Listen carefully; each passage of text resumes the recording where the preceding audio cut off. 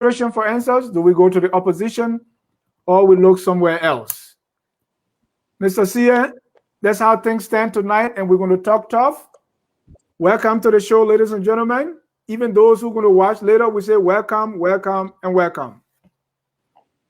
And then let us get started with this issue with Representative Smith, who, of course, talked tough on the Liberian government. He ripped the Liberian government apart with a charge that is thunderous.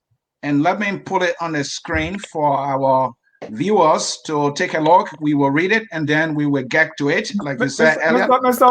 By tradition here, and sorry to stop you, by tradition here, this is tough talking. I want to see how tough Joker is. At the beginning of the show, we play a song, say, I don't need your tabata. Tabata in the Kru language or the Grebo or the Crown, everything from Southeastern. Tabata, the closest you can come with the translation of Tabata is nonsense. There are people who talk Tabata in politics, in economics, and everywhere else. And if you find that we are even discussing some Tabata, don't be afraid to say it. Mr. Joker, how ready are you to call it as it is if somebody is talking real Tabata? Well, I don't think there's going to be anything different here today. I'm going to speak as Joker, as I've always done. And if that's going to be tough, excellent, then it means that, yeah, I'm up to the task. But I am Joker, and nothing is going to change about, my presentation. I'm going to do it normally, and I'm going to speak to the fights that I know about. Yeah. Mr. Kuni, is there any Tabata going around?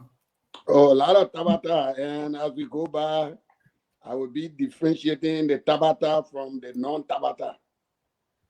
Mr. Sia, there you have your folks. Let's go. All right, my folks here are ready. The two analysts are focused on Liberia are ready to talk tough.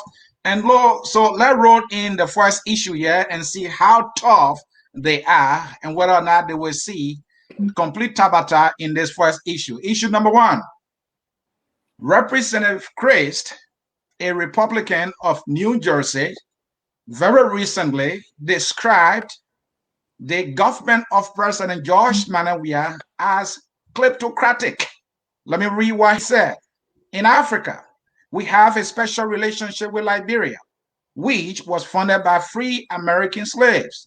Unfortunately, he said, President George Weah leads a kleptocratic government that has been engaged in political corruption from the day he assumed office by depleting the government's coffers for personal use while the people of Liberia suffer. Liberian Senator Vani Sherman was sanctioned last year by the Trump administration for corruption, which is positive, though more must be done. That is Representative Chris Smith talking tough on the Liberian government, describing the George Weah government as nothing short of tabatalism. This guy is using languages, I can tell you, that are very tough. Mr. Coonan, let me start with you. Chris is playing tough here. Are you ready for him? Well, Asani, thank you again. What the representative is doing basically is just a recitation of talking points, mostly by Republicans who already hold a condescending view when it comes to everything Africa. What we need to recognize here before we even dig deeper, this congressman has been in Congress for more than 2 decades. And the question is, when did the coverings on his eyes were lifted for him to see kleptocracy in Liberia? That's the question we want to ask. And those are the questions we'll be putting forward later on. Thank you, there. Thank you, Mr. Kuni. Oh, Mr. Kuni, you're gone blank again. You can see me now? All right. Go ahead. Hello? Go ahead. No, as a secondly, we're going to also be examining the voting record of this congressman to even see whether he has the moral high ground to talk about the kind of tough talking that people believe he's talking on Liberia. And then lastly, the fact that a congressman is talking about events in Liberia is not unprecedented. I mean, that's something we've seen this rodeo before. At any point in the history of our country, you will find one congressman, two congress people that will either talk for government or talk for the opposition. It's nothing new. I don't know why people are excited. And I think that's the first Tabata I really see, going forward. I would delve into that later on. Thank you there, Mr. Kuni. Mr. Joker, your response. Right. And I think it's about what Chris's own position means. That's the question. So let me say that Chris's position is not very different from the United States State Department annual reports that it publishes on governments across Africa, for that matter. I think the State Department has always come up with reports on Liberia and other African countries, predominantly talking about social justice failures, talking about governance failures, talking about inequality issue, human rights related issues. And this is consistent with Chris's own position on the Weah government currently. And I think it comes from the backdrop of some of the reports that civil society organizations have been publishing, and some of the report coming up out of the Weah government about corruption, about the state of affairs, So let me also add that whether or not people take it seriously from the end of the diaspora, let's understand that in our country, Liberia, anything coming from the United States is taken very seriously, especially from a congressional person. So Chris is a Republican from New Jersey. This is his 21st two-year term, meaning that, Kume is right. He's been there for a very long time. I think it is as far back as his role in the Charles Taylor thing, urging the Nigerian government to turn Charles Taylor over. I think they all were part of that. But the question that looms is that whether or not Chris is going to have the support of a Democratic Congress, largely, to be able to come up with any resolution to take an action against the Weah government has been speculated. That is the question. But when it comes to his background, his standing in U.S. Congress, yes, he's somebody with a record, a very good record in terms of some of the things that he has done here in the United States, pushing resolutions, pushing acts, bills, and everything. So you also have to see the angle he comes from. He's a member of the Foreign Affairs Committee and also a ranking member of the various subcommittees of that Foreign Affairs Committee, the agriculture and several other social justice global committees that he's member of. So yes, he's in a very good position to be able to lead discussions on what needs to be done in Liberia by taking action against people who are being perceived as being corrupt and responsible for, the political corruption in Liberia. Thank you. And Mr. Sia, before you come in, I just want to put this in context. So I want to share with you, because the statement from Representative Chris Smith is on his website. And I want to show that briefly so that people get to see what we see here. And so there you see the statement. It says Smith co-chairs Latinos Human Rights Commission hearing. So this was the Global Magnitsky Human Rights Accountability Act taking stock. So they are talking about this act, and he made this statement at the bottom of it. This is where the statement on Liberia came in, right here. This is where he talked about Nigeria as well. He said in Nigeria, President Buhari has done little to staunch the Fulani extremists' crime against humanity against the Christians. So that's what Chris was saying there. And you may wonder, there's a Magnitsky Act they're talking about, the Global Magnitsky Human Rights Accountability Act. what is this all about? The act authorizes the President of the United States to impose economic sanctions and deny entry into the United States to any foreign person identified as engaging in human rights abuse or corruption. So you see, while some Liberians are celebrating that this is a step in the right direction, and this tough talking on the part of the congressman is what people in Liberia, some people, a good number of Liberians, are hailing today, and they are celebrating. Mr. C, I just wanted to put that in context. Dennis, thank you so very much. Yes, the first thing I want to state here is the language that came from the mouth of the congressman. That language was very tough. And so it befits Tough Talking Thursday, and that is why we are talking about it. Kunin raised something earlier when he was speaking. Is this congressman in a moral place here to point this, finger at the government of Liberia? Well, that is debatable. But it said that the Liberian government has engaged in this kind of behavior that Chris is talking about, that is captured in this report and previous report, especially the report that my comrade Josiah mentioned earlier. Yes, and yes, there have been numerous reports, and it's not only the Weah government, right? Previous Liberian governments have been guilty of these kind of human rights issues in Liberia. So first of all, let us establish that this is not new. This is not new, and this is not new. So Chris is telling us what some of us have been saying from this one. Now, my surprise here is that why it says this thing is like a wildfire in the Liberian community. The obvious reason is because it comes from a U.S. congressman. Is a U.S. congressman now so important than somebody who is a Liberian?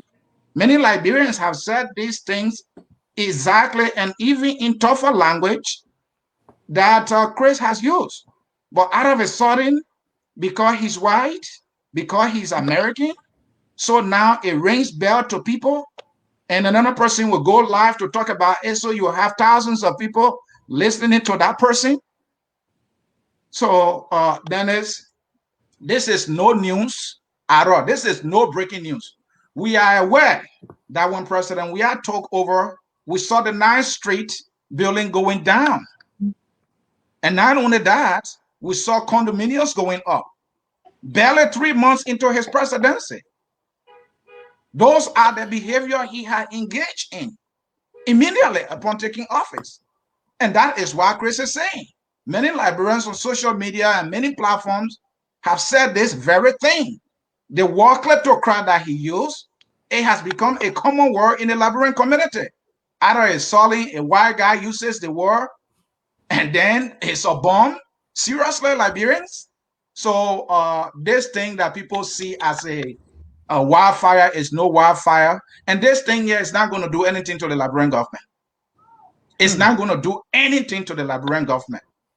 And so, yes, his language is tough, but this guy is bluffing. Joe said it right. If this guy is serious about it, let him put a resolution on the floor and let him act on it. Then we will know. We are seeing this statement. There was this representative called King. Election was coming. He picked up the war crime quoting because he wanted Liberian vote in the Stockton Island area. What happened? He got voted out. So these guys play these kind of games, sometimes just for political dividend. I wish that guy could use that same language on President Trump and his supporters that went to the Capitol. Those insurrectionists that desecrated the U.S. Capitol. Does he have some language for those guys? He doesn't. Why? Because he's a Trumpist. He's a Republican. So he's not in a moral place yet to be talking tough. Mr. C, and you are talking tough too, but let me remind you that Chris Smith condemned the Capitol riot. But let's take a step back here and say, well, what he's saying, you said it right. Is it true? Is it something that's happening? And does it have weight? Does Chris Smith have teeth here? Or is it going to be another toothless bulldog? But the bigger question I first want us to raise here is, what's about Chris' statement that is making us to say, okay, this is something that we should look at, because there's power. I mean, let's face it. Every time is the United States. If the United States coughs, we catch the cold. So Chris' statement has power, right? Mr. Cooney, will you disagree? Anything from Congress is tough.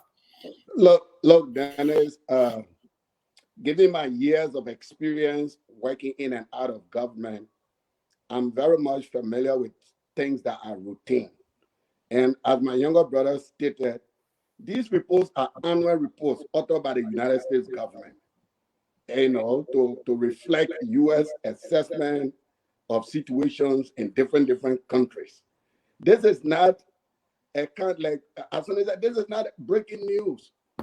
To be honest with you, look, I have my own problem with the congressman.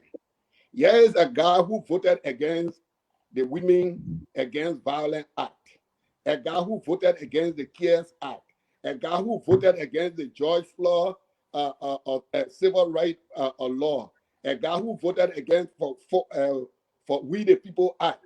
This is the man now that is lecturing Liberians about governance.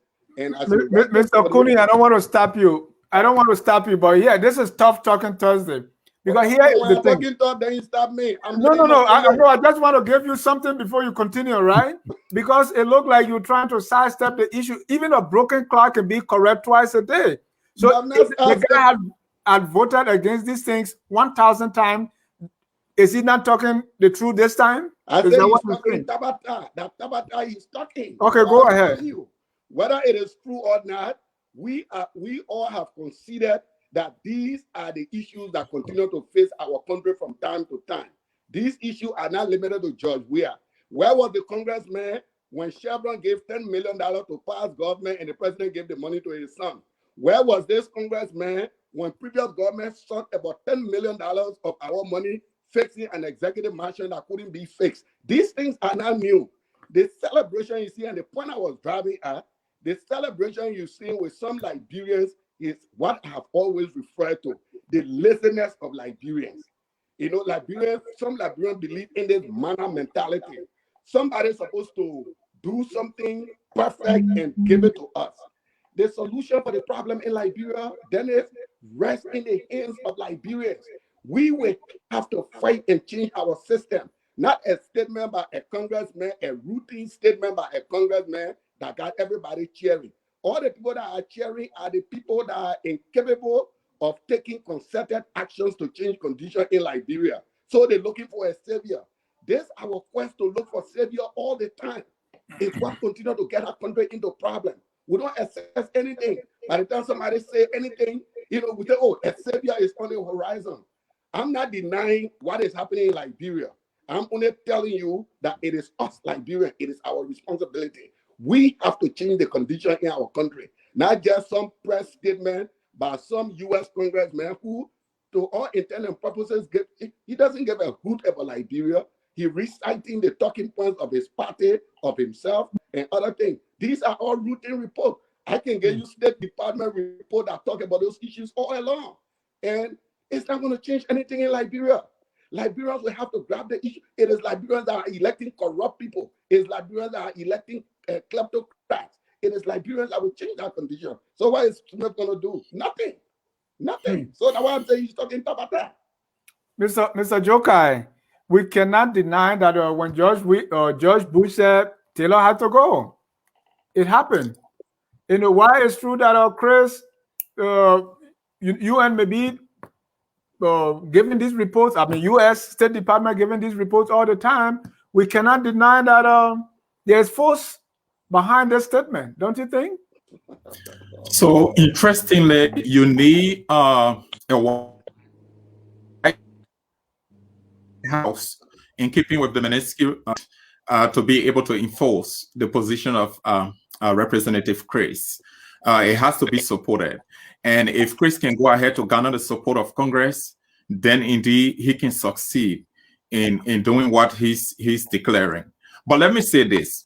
Washington and Monrovia have this long traditional relationship that impacts the entire country, Liberia. So people are moved when you say somebody from the United States government has made a specific position on governance in Liberia, politically, economically, socially. So Chris' statement is largely consistent with the last State Department report. If you read our report, it's going to tell you about even capacity deficit in key government agencies. It's going to tell you about political corruption. It's going to tell you about police corruption, brutality. It's going to tell you about, you're going to read about, human rights issues that are lifted in that report. And Chris' position is not different. But this is what I can say. Chris' position is going to make impact if the government doesn't take it seriously, because you will have a political situation a year and a half or two from now, which can be a good talking point. And I agree with comment that yes, these statements that have come routinely largely have not made impact politically, because the voting decision, the way the voters vote, is different from the way these reports are disseminated. It's not largely on the basis of the outcomes of this report. It's on the basis of what the voters think naturally. So yes, people may think that we have a serious implication, but I just say a routine position of a United States government official that is consistent with the State Department annual report.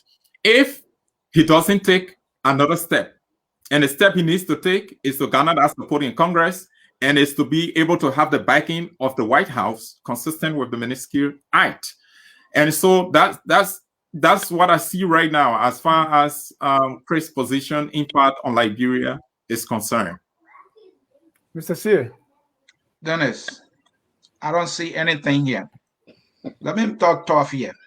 The U.S. government, from the time George Bush made that pronouncement that Taylor should leave, and that contributed to Taylor's leaving Liberia.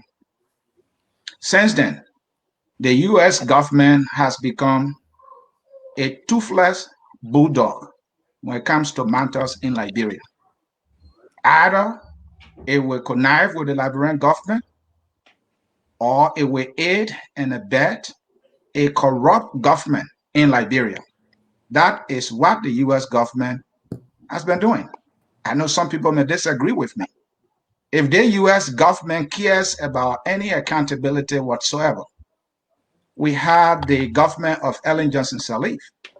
We are aware of NOCA that went bankrupt. We are aware of a president that said, I take responsibility.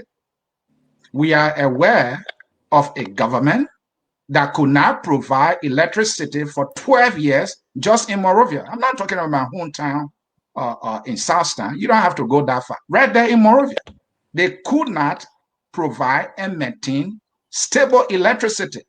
And yet they were in government for 12 years. And we are aware of the massive funding that came from all over to that government.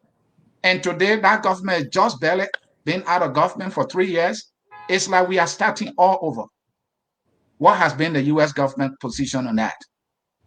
They aided and abetted this government to rip the Liberian people off. The U.S. government has been around. They have ambassadors in Liberia when this massive looting has been going on in Liberia in broad daylight. What has been their position? Well, the last time I checked with them, they asked that they cry about Eugene Fagon's behavior. And the president, for some reason, smelled that fact, and then he suspended Fagon. Few days later, what happened? The guy was in government. The guy is still even talking worse than he said before. He was even suspended. No, don't get me wrong. I'm not saying American government should decide that, hey, you Liberia, do this and do that. That is not my point. But for people to develop this understanding that because a statement comes from a U.S. congressman, America is coming and everything is going to change, that is a fallacy that will never happen. Those people are there to represent their interests. Not a single statement will come from them that are going to make our situation better. I agree with Mr. Kone. We have to take responsibility. of our own country. We have to change our own country. And thank God some of us have been here. We have worked with these people. They are for themselves, and for themselves only they will always be. We have to be about ourselves and see how we can challenge our own government to do better. And we have been vocal on this issue. No one cares to listen to us. And out of a sudden, because this guy is a white guy, you think that guy is talking tough? I tough even tough better than that guy. But I'm nobody, right? So then it's this thing here is just a routine statement. It amounts to nothing. And I can even say that that's complete tabata coming from him. All right. For me personally, I think normally they say where you see smoke, expect fire, right? My frustration is now with Chris, who's Dennis, if you are concluding on that subject, I just want to say something before you conclude on that subject. Yeah, good. You can come in. This is what I wanted to say, and I wouldn't want us to be going in circles because the position here is clear. We've been very specific to underscore that, hey, the representative's position on Liberia right now is not significantly different from the regular State Department and U.S. official position on Liberia when it comes to human rights issue, when it comes to governance, when it comes to social development issues. This is not different. However, we have to be cautious. The way this one might play out. That's what I said. There was a specific item that he made reference to. And I wanted to provide further information that if he goes a step further in garnering the support of Congress to be able to pay some attention to this, then that would be a different issue. But other than just making the pronouncement and not taking any step further to be able to trigger action that will significantly impact the Weah government, then it will be a routine cause. Right. So that's just what I wanted to establish here as we go further. And that's exactly the point. Anybody will agree with that, hey, the United States has always had position on governance in Africa, not just Liberia. And because of the traditional relationship between Liberia and the United States, they sometimes place emphasis on our governance processes. However, it has not made any significant impact in terms of how they support such government, because usually it's based on their foreign policy. They do it, and it doesn't change because you have traditional relationship with them. They actually apply their policy based on what they can get out of it and position themselves appropriately, security-wise, domestic and international. But this one, as I said, a reference was made to the Magnitsky Act. And so if he is going to draft this consistent with that and be able to get the support of the White House, which is underscored by the Act, then it will be a different ball game. So it will be something to take seriously. Maybe it will be the point of departure from the routine approach.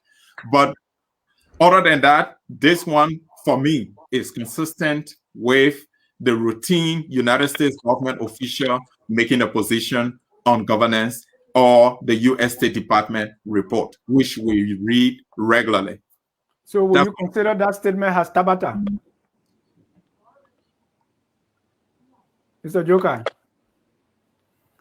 Is Representative Chris talking tabata? I don't do the tabata. I don't do the tabata thing, but like I said, I'm cautious about his statement. I don't want to take it wholly as just a routine statement. Yes, why it is true that it's consistent with those routine positions of a U.S. government official or the government itself, but as a unit. But I will also say that Chris's declaration or position has to be taken seriously if he musters the courage to garner the support of the U.S. government to take any action. This is one side. There's one aspect I want us to look at: the response of Liberians, right? And we can go around the room and talk about this quickly, and then bring in our comments, because this is being discussed widely in the Liberian in the Liberian community. So I want us to take time to talk about it. Number one is the way we respond when something comes from Congress or the way we look towards the United States as our savior, Lord. This is where our help is supposed to come from. So we have developed this dependency. And now let's look at Chris' statement again. It starts like this, that in Africa, we have a special relationship with Liberia, which was founded by free American slaves. This is one statement that Liberians always rejoice about. Liberia was founded by a free slave, and we're supposed to be so excited about that. And it is on that basis that Christopher is making this pronouncement that, hey, other countries, yeah, we don't really care, but because Liberia was founded by former slaves, so it should cause us to be concerned. And Liberians love to hear that, and I don't like to hear it. There's some falsity in the foundation of Liberia, something that is even causing us problem today. But we Liberians will take pleasure in this United States connection, or in this stepchild and stepfather relationship. And based on that, we look towards the United States to solve our problem, the Messiah. And we have abdicated our own responsibility to people, and that has never helped us. Again, Liberians all over the world have said this thing, nobody listen. Liberians have made statements. I even hate when people are giving some national statements and then they are quoting white people. You know, according to John F. Kennedy, ask not what your country. Liberians have made more better statements that we can quote from than these people. So when are we going to learn to trust ourselves and rely on our own solutions, and not always looking up to our Father, which is in the United States? Hallowed be thy name, thy kingdom come. That's the one that pisses me off even more than the Christ statement. And that's the tabata on the part of Liberians that I want to highlight. Quickly for 1 second each. This dependency syndrome. America is going to bring us salvation. Somebody is going to save us. We can entangle ourselves in all the problems. We can vote for new criminals, people that we know going to croak us. We can accept bag of rice from them in exchange of our votes, and later on look toward America to solve this problem. Mr. Cooney, let's conclude on this. 1 minute. Yeah, listen, I mean, you said it all, Dennis. Like I said, the celebration, signifies the laziness that I always refer to. What we have in Liberia are conditions and circumstances that call for organizing, taking concrete action, educating, mobilizing, creating awareness for the people to take decisions in their own interest. It doesn't call for celebration over some statement by some United States congressman who, to be honest with you, in my view, is one of the most racist members of the United States Congress. This man saw a white policeman putting a knee on a black man's neck and voted against the bill. Is this the kind of man I'm supposed to celebrate because he's some U.S. congressman? That talk, his so-called tough talk, will not go nowhere. It will garner no support. The issues that confront Liberia will still be confronting Liberia, and we should stop this laziness and cast away that dependency that we rely on so much and work hard to solve our own problems. Let me bring in some comments, and then Mr. Joker, you can go on, because our listeners are very engaged in this as well. Milfield Deco say the reaction from Liberians all around the world should tell you we all know the problems of criminality in the CDC government, and that we are looking for anyone with authority who can come to our rescue. Keyword rescue. Josiah, go ahead. Look, let me just underscore here clearly that the deception in that phrase, there's deception in that phrase, our special relationship, we have a special relationship with Liberia. There's a deception in that phrase. Look, the United States has special relationship with other African countries. Special relationship. They have special relationship with Ghana. I mean, they do business with Ghana on serious economic development related issues. They do business with Nigeria. Even they talk about political corruption in Nigeria, but they do business with Nigeria. They do business with other countries. Look, the fight here is that Liberians have to take responsibility of their destiny. Look, political institutions in Liberia have to have strategy. They have to be able to position voters and the Liberian people to take the best decisions. They should not rely on statements coming from the United States government official or the United States as a unit, as a government against a sitting government as a political capital to be able to capitalize on that. It has not worked significantly in our political history, in our election history. Liberians always vote for individuals, and they have their different reasons for voting for those individuals, no matter how you denigrate the person, no matter how you slander, no matter how you try to take actions that will undermine the person's and then they say Liberians don't vote on the bill. Chris's position is going to be in a political capital for the opposition. It's not going to be. There has to be a strategy in place by the opposition if there will be the option for the Liberian people. Yes, Liberian people are looking for option. They're looking for alternative, but they are looking for a serious alternative, an alternative that will give them reasons that they will be genuine in bringing that rebirth that they look forward to, in meeting their hopes and aspiration. So it's not going to be any political capital. So the celebration, the jubilation is unfortunate, and we can't rely on the deception. That deception has existed for long in our existence as a country, that we have a special relation with the United States. And it's so shameful when you look at our economic standing and when you see that we are still struggling, to come to speed with our contemporaries. Let's look right in the sub-region, not even go out of the sub-region. Yes, sub-Saharan Africa have related issues, economic, social justice, and political issues, but others are trying to take steps to go up the ladder, So we can't keep relying on sitting and waiting for manna to fall from heaven when we're not even sure about the heaven and not sure that the manna will even come, because for long we've been waiting for that manna, it hasn't come, So I think Liberians, especially politicians, they really have to think about how they can institutionalize their approach and be able to have strategies that will be consistent with the aspiration of the Liberian people, to be able to bring a political change and ensure that we have a governance system that is acceptable to all. But this thing about looking up to the United States, look, the representative, like I say, as much as I'm cautious, and the reason why I underscore the reason why I am is because I made reference to that. But this is a routine statement. This is not different from any of the past statements they've made.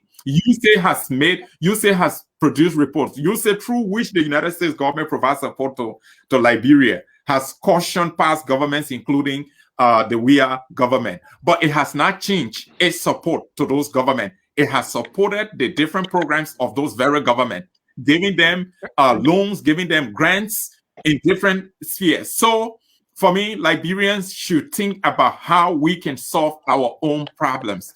And probably we can do better if we change the approach.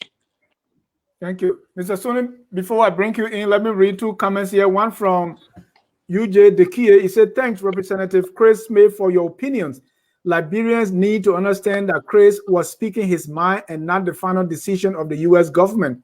Why Liberians running with a political statement? It is a shame. In somewhere, Dekia also said we were in error by even talking about this.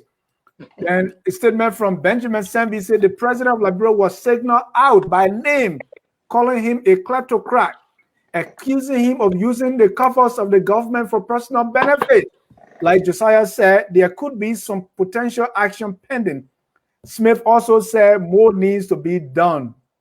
And he said that's his thought. Mr. C, is Ben trying to hang his hat too high, expecting something out of nothing? Ben is a smart political player. In the game of politics, you look for opportunities. And sometimes a piece of information can be an opportunity. This is a damning characterization of the president of Liberia from somebody in the U.S. government. I can dismiss Chris, but he is a U.S. representative. I believe strongly that Chris does not have the power to effect anything substantial that will make Liberia better. How is he going to do it? Look, Dennis, here's the deal. there is a resolution that originated from that very house called H.R. 1055. Josiah is aware of this. A resolution that was passed unanimously, intended for the establishment of the War and Economic Crime Code in Liberia. That's about a year ago. Where is that? Do you know who passed that? The U.S. Congress passed that unanimously. Where is it? It might be there lying somewhere. That is a resolution I'm talking about. H.R. 1055, look it up. Where is it? I am a guy who won, I won the War and Economic Crime Code. I celebrated that. But yeah, am I? We are left in the middle. The Mamba Molu, the Weah, who have preached the War Crime Code, they are dragging their feet. They are friends with Prince Johnson. Liberians are not getting War Crime Code. This is the U.S. government that passed a resolution. And this is the U.S. government, a representative talking about expressing his personal opinion, and politicians and opposition folks are celebrating as though that's going to change anything. Somebody selling the war rescue, you underscore it.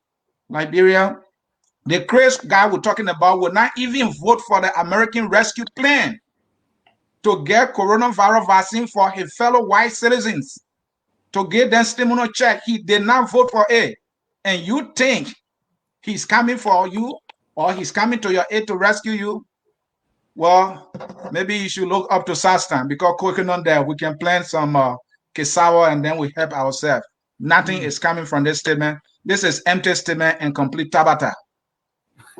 Chris, Robin Draper said Chris is not concerned about it. Oh, 1 second. He said Chris is not concerned about the welfare of the descendants of the enslaved people right in his state, New Jersey and District 4. He ought to vote on policies that affect them first before he talks about Liberia. Moses, aka Steve Boley, let us not take this statement lightly and just consider it as a routine report. Remember, other leaders, personnel, and individuals were called out along with the alleged crimes they have committed. Again, this is not a joking matter. The government and president need to be concerned, and they need to ensure they are doing everything to address this concern from a diplomatic point of view. Joe, before you come in, I want to again highlight this Magnitsky, hard to even pronounce the act. What it's supposed to do, right? It's supposed to authorize the president of the United States to impose economic sanctions and deny entry into the United States to any foreign person identified as engaging in human rights abuse or corruption. I remember the Saudi journalist who was killed by the government of Saudi Arabia, who was friend with President Trump, and they have nothing was done about that. And Chris voted with President Trump 63% of the time on average. So Mr. Cooney and Mr. Sia, you were right of looking at Chris's record and say, who is this man to tell us what to do? We say, well, give the American government the power to arrest people in their own country who they think no due process. They can impose economic sanctions, deny entry, and do all kinds of things to people they perceive as being corrupt. But the Capitol riot, Chris voted against impeaching President Trump. Who staged that coup, or who encouraged that coup to be staged? So these are all legitimate things people could say. But again, the idea of rescuing Liberia, let's do it ourselves and not anybody. Let's, Joker, you go. Absolutely. And let me say this.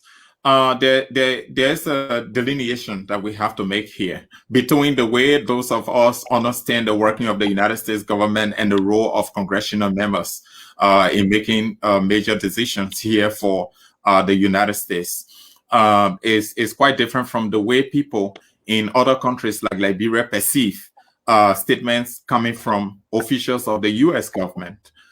So that's the unfortunate part. So even some of our educated colleagues in Liberia who supposed to be informed, some of them don't do the analysis to the extent that they will realize that it is now worth even celebrating a statement of this nature because there's no political advantage or political dividend at the end of the day, or even an economic impact at the end of the day. That's one of the unfortunate part. And I like the Josiah, before you end your thought, Levy Thompson saying that Sony raised the issue of the war and economic crimes code. This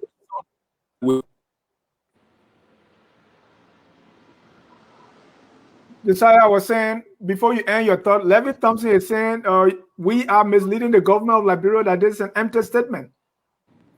So go. No, we are not misleading the government of Liberia. For me, in particular, I think I've been specific to say that his statement is consistent with routine U.S. human rights support and report on governance in Liberia. However, we should be cautious because he made reference to a particular act that has the propensity to be able to take some action if at all he can garner the support of the White House, because they are supposed to authorize the president, by reason of this act. That's what I'm saying. If this could be the turning point, we're not saying that it's an empty statement altogether. That's not what I am saying. But equally so, I am saying that Liberians must not rely on the position of U.S. government officials or U.S. government report to be able to make things happen in Liberia for the Liberian people.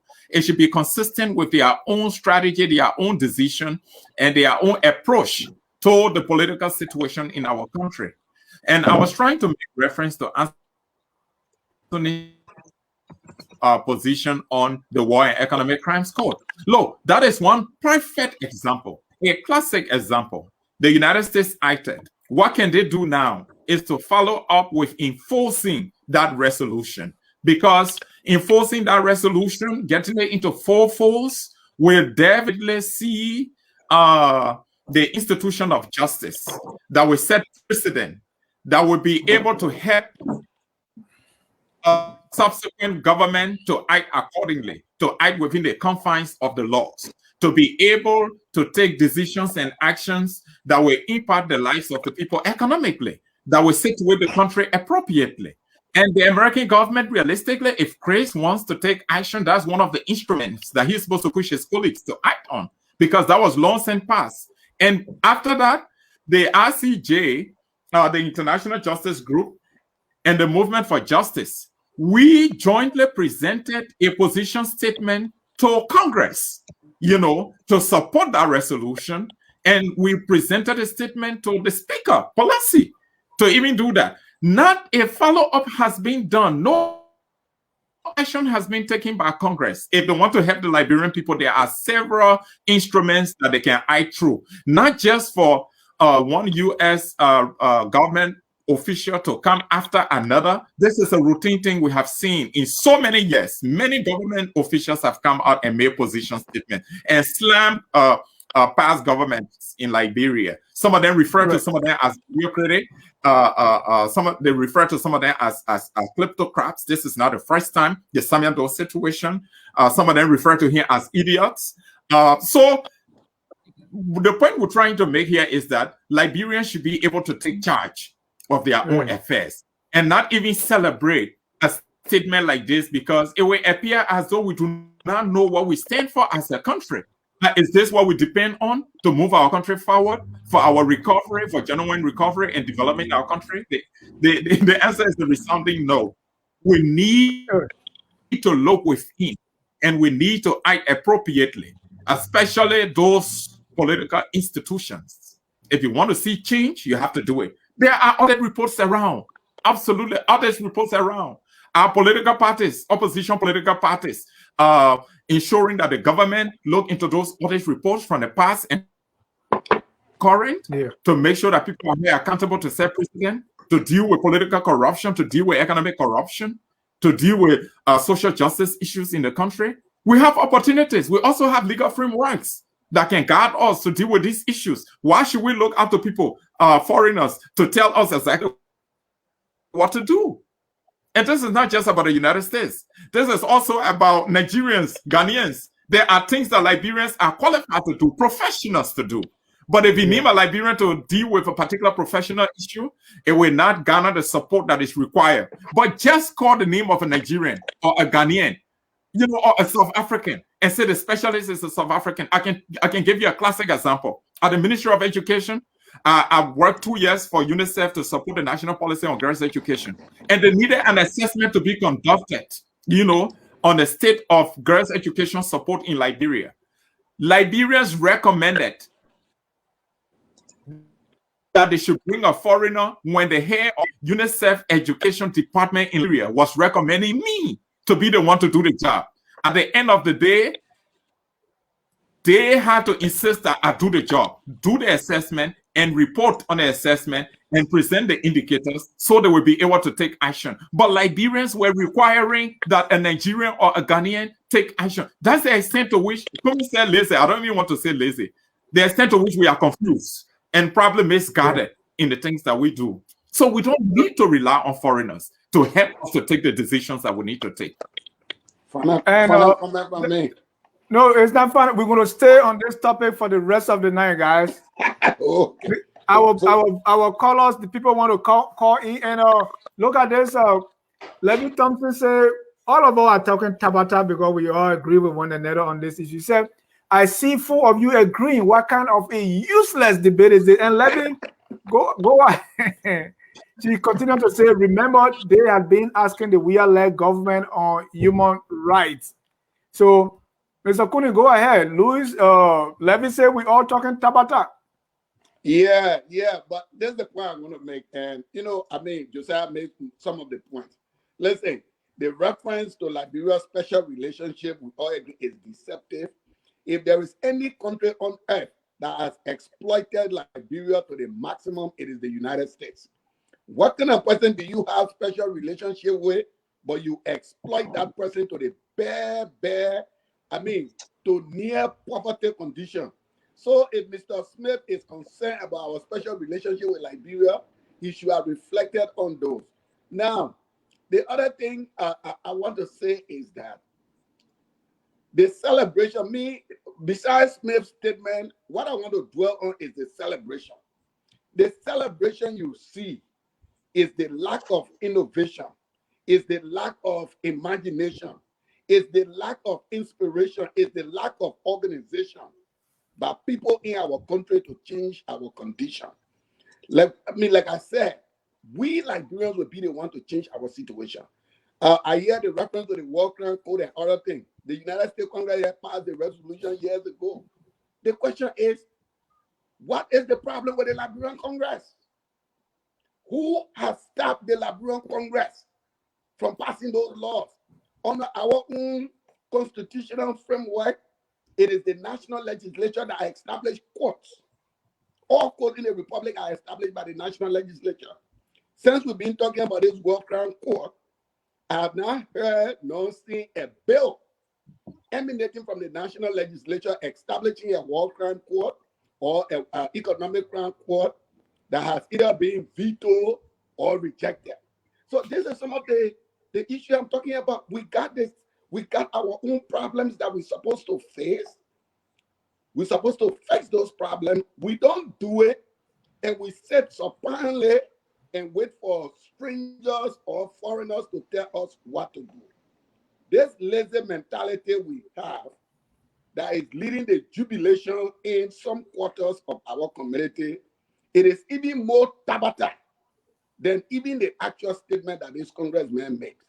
Because like I said, these are politicians.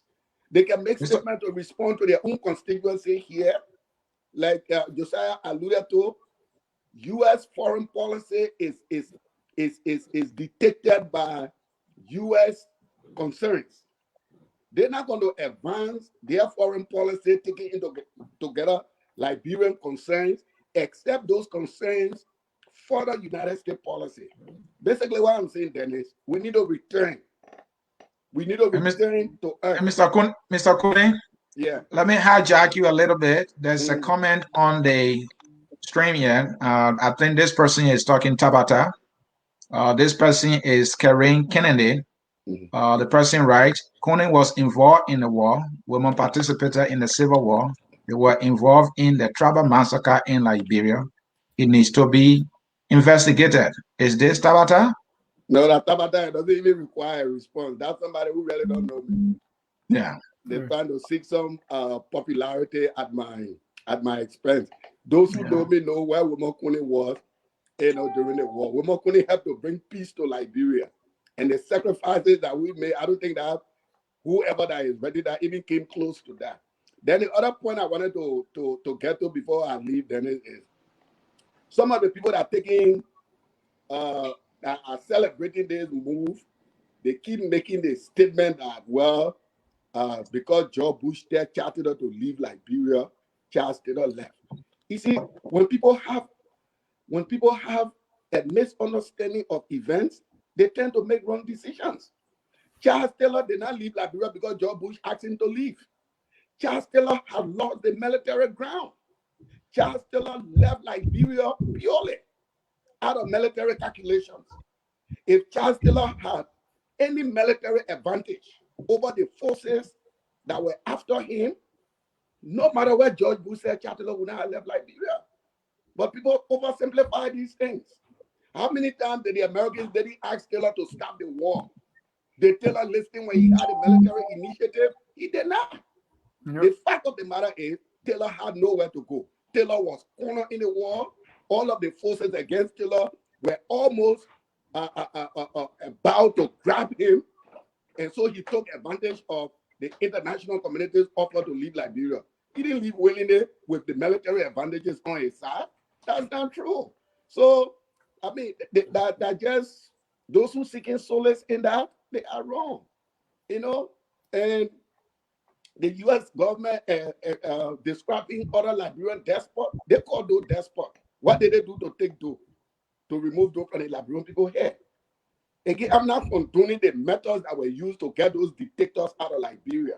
I'm simply saying that we need to educate our people what these statements mean. It is our responsibility as politicians, as community leaders, as advocates to let our people know.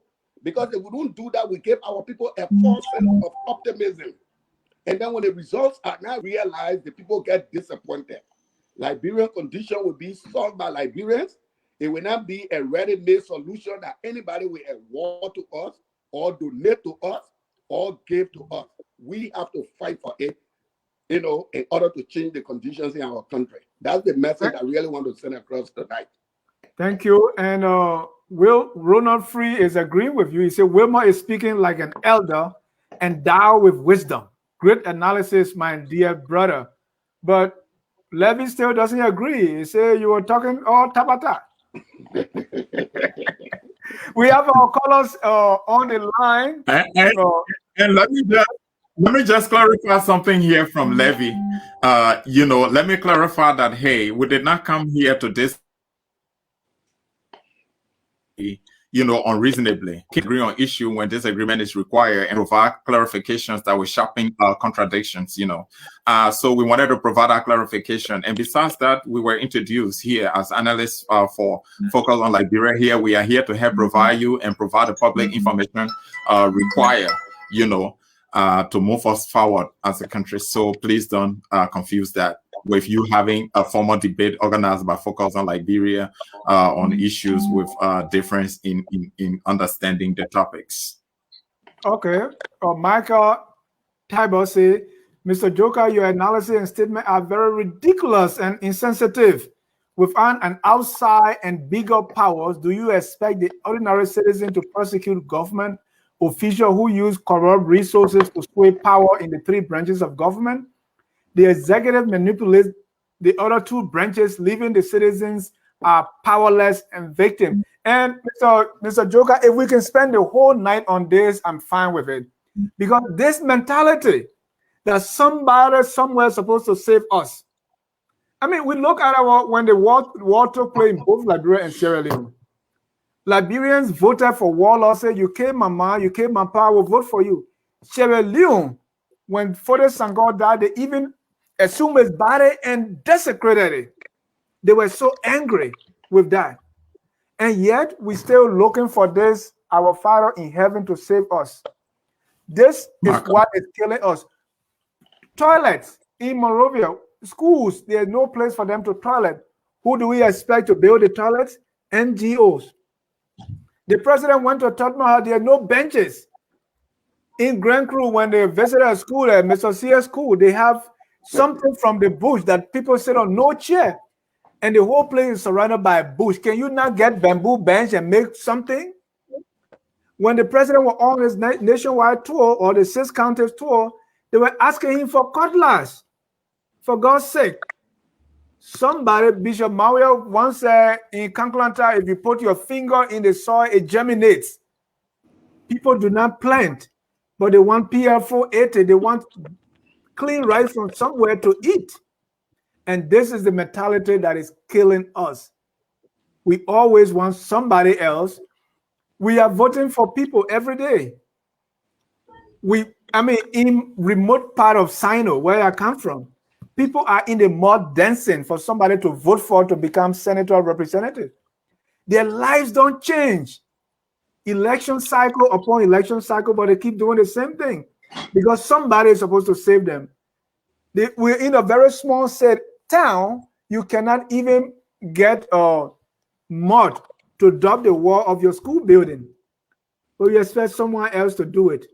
Complete tabata on the part of Liberians thinking that help should come from somewhere else. Mr. C, let's get some callers. I wanted to talk to Marcus' concern. I wanted to speak to Marcus' statement, and it's very important that I speak to Marcus' statement. Talking about my analysis is ridiculous, unfortunate.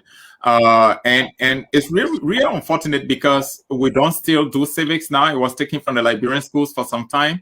And apparently Marco graduated from high school without learning anything about the Liberian government and his own role as a citizen. Probably that is why he made a statement he made. Marco needs to understand that as a citizen, you have a responsibility under the Constitution to institute a government of your choice. You have to go and vote for people that you think will deliver on your mandate.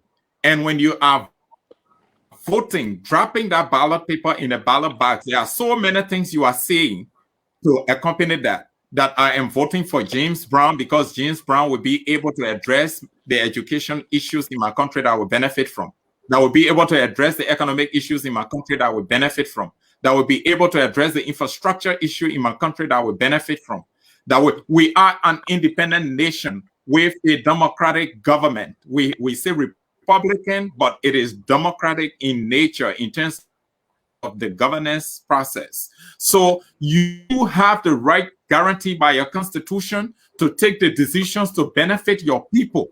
Marco, you have the right as a citizen to hold your government accountable to deliver on your mandate. It is not the responsibility of a foreign government, not even a quote-unquote powerful said. The United States government can advise. The United States government can support programs of your government. And if any branch is dominating the other, it is not right. You as a citizen, you can address that. There are procedures laid out by way of provisions in our constitution that you can deal with that. So we govern ourselves, Marco. So the analysis we are making, it is not ridiculous. The analysis we are making, we are calling the Liberian people to action. We are calling the political parties to action. We are calling you, Marco, to action, that you have a responsibility to address the issues in your country. If, for example, the United States passed a resolution to deal with war and economic crimes in our country, the United States will not come to Liberia. The legislature can ratify that resolution. We have ratified conventions and other resolutions before. We ratified the Convention on the Right of the Child. We ratified the Convention on the violence against women in all forms. We ratified that convention, our legislature. We ratified the 30% women rights thing in the election, 30%. We ratified that. And then we can also take actions by law to be able to do the things we can do. So it is our country, Marco, just a little bit of academics here. And we will try to really reintroduce the issue of civics in our country so that as people are going through secondary education, they what their roles are as citizens, and then so that they can know what is the responsibility of the government to them as citizens. Then somebody will not make such statement that Marco made just now because it's totally unfounded. It's baseless. Thank you. Dennis, the callers have been waiting. Are you ready? Yeah, let's do it. All right. Let me bring in our first caller. Will be Opa Dwalo. Mr. Dwalo, are you there? Yes, I'm here. How you doing, guys? Doing well. Go ahead.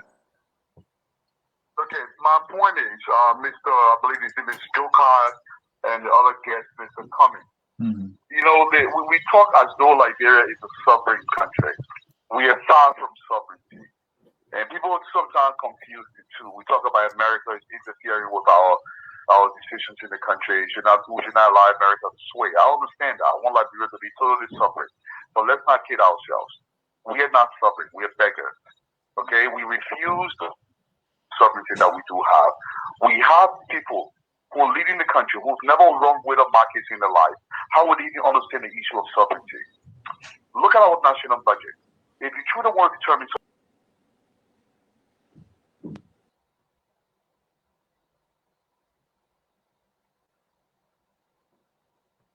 All right, we lost it right there.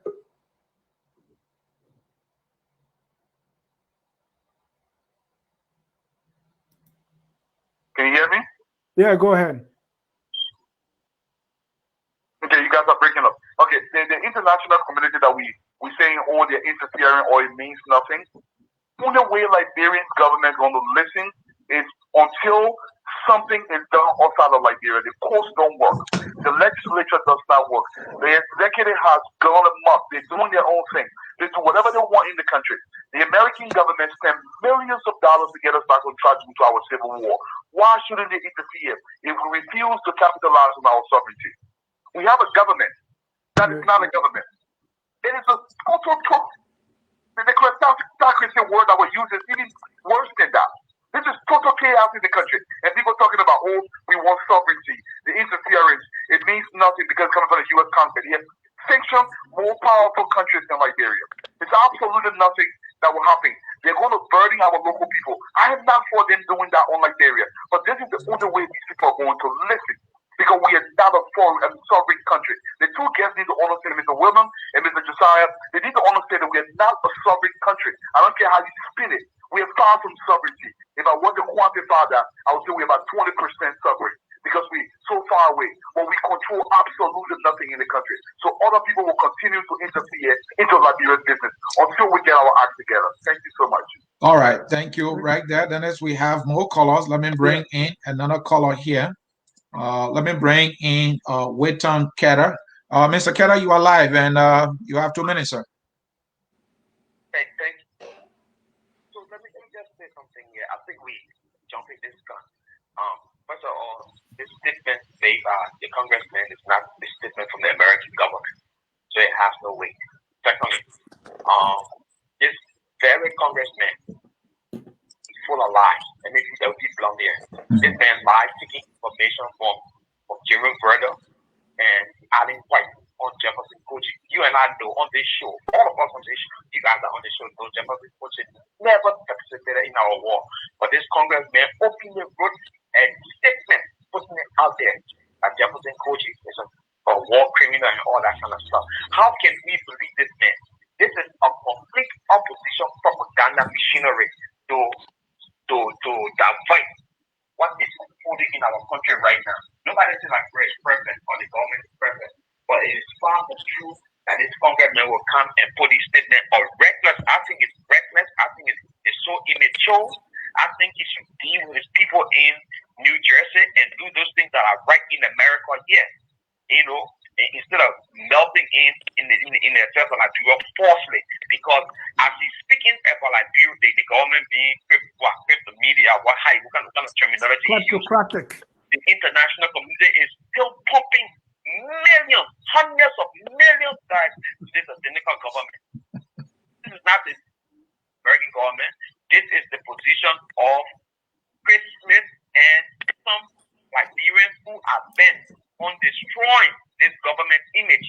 The likes of Jerome Brothers or another man, American called Alan White, and some other Liberians, influential Liberians in America and in Liberia doing this thing, and we know it. Thank you. It's not strange to us.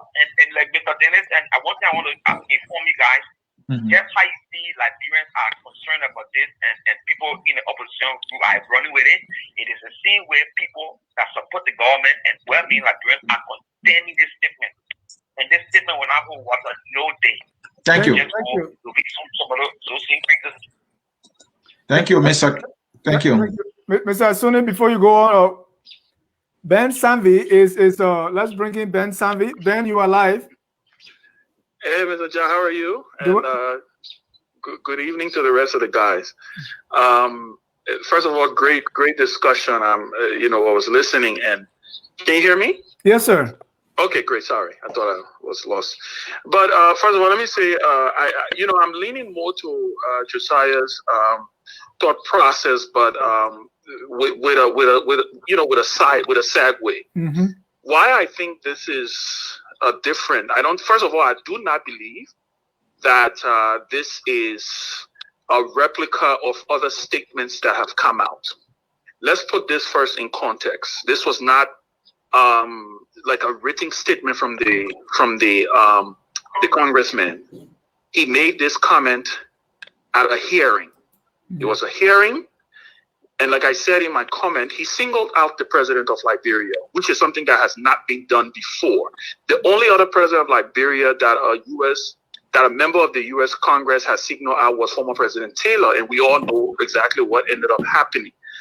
The reason why I say I believe this is something that the government of Liberia should take a lot more seriously, and I hope they are taking it seriously, because there are a lot of implications that may come, that there are a lot of fallout that may happen as a result if Chris Smith makes the determination that he wants to push the medal.